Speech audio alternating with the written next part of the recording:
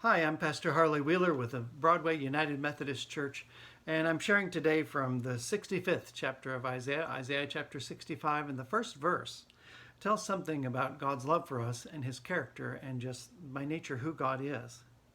Where God, speaking through the prophet, says, I was ready to be sought by those who did not ask for me. I was ready to be found by those who did not seek me. I said, here I am, to a nation not called by my name. Now, we know that God is desirous for all to come to salvation and to know him. We know that God has called all humanity and doesn't want any to perish.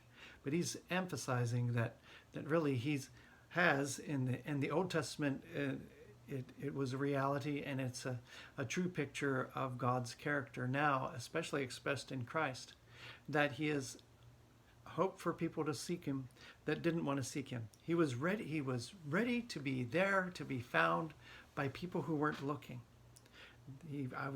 And he said, here I am, to people who were ignoring him. Now, this is God's love. We're not to pity God for his great love. We're not to feel sorry for God who is so ignored by people. But we are to remember that God has indeed made the first move.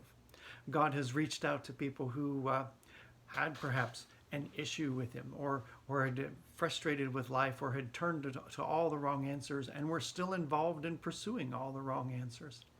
He says, I was ready to be sought by those who didn't ask for me.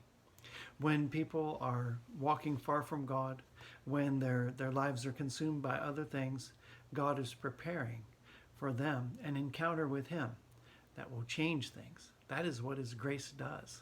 And so look for the hand of God, even in the people who seem very far away. Look for the hand of God, even when your heart is wandering far from a relationship to him. For he is always ready to be found by you.